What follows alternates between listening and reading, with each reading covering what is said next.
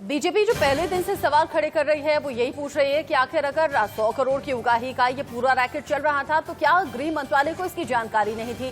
क्या गृह मंत्री अनिल देशमुख इन सभी बातों से पल्ला झाड़ सकते हैं क्या? और अब जब उद्धव ठाकरे कह रहे हैं कि जांच होगी और रिटायर्ड जज को इसकी जिम्मेदारी दे दी है, तो अब बीजेपी सवाल ये खड़ा कर रही है कि जब गंभीर इतने आरोप हैं तो क्या पद पर रहते हुए, गृह मंत्री के पद पर रहते हुए उनके खिलाफ निष्पक्ष जांच हो पाएगी क्या? नहीं हो सकती। इसीलिए अनिल देशमुख को इस्तीफा दे देना चाहिए। बिल्कुल, तो अनिल देशमुख के खिलाफ सीबीआई जांच पर सुनवाई आज होनी है। बॉम्बे हाईकोर्ट इस पर सुनवाई करेगा।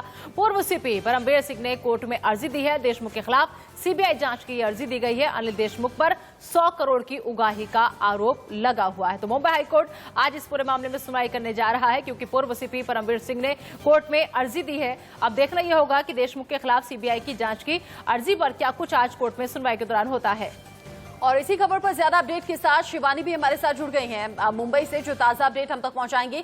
शिवानी, महाराष्ट्र सरकार में फिलहाल उथल पुथल तो खूब है, जिसकी आवाज दूर तक सुनाई दे रही है, लेकिन परमवीर सिंह के आरोपों पर अनिल देशमुख की मुश्किलें किस तरीके से बढ़ सकती हैं? आज कोर्ट में क्या कुछ हो सकता है?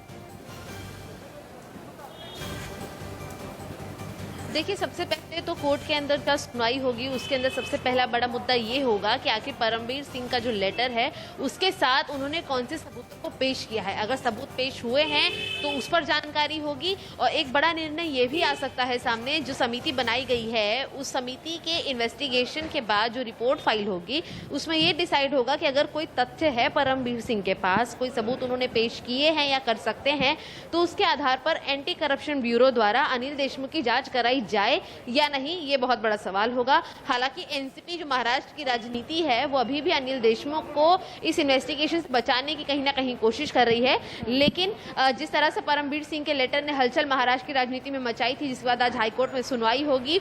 सुनवाई के अंदर एक एक तथ्य जो उन्होंने लिखे थे, जितने एलिगेशंस लगाए थे, जिन जिन ऑफिसर्स का उसमें नाम था, उन सभी से जुड़ी हुई जानकारी सबसे पहले तो पेश होगी। और उसके बाद सबसे पहले जो जांच कमेटी बनाई गई है उनको अपनी एक रिपोर्ट फाइल करने का आदेश दिया जाएगा, जिसके बाद ये निर्धारित होगा कि अनिल देशमुख पर किस तरह से एंटी करप्शन ब्यूरो की जांच होगी या नहीं होगी। हालांकि भाजपा द्वारा लगातार ये एलिगेशन लगाए जा रहे हैं कि अनिल देशमुख को रिजाइन करना चाहिए, क्योंकि 6 महीने के अंदर जब इन्वेस्टिगेशन होगी तो उनकी मौजूदगी में इन्वेस्टिगेशन फेयर नहीं होगी। लेकिन इस पर अभी तक कोई भी राजनीतिक प्रतिक्रिया महाविकास अघाड़ी सरकार द्वारा नहीं आई है सामने, जिससे ये साफ हो जाता है आप नजर बनाए रखिए। आपसे अपडेट लगातार हम लेते रहेंगे अपने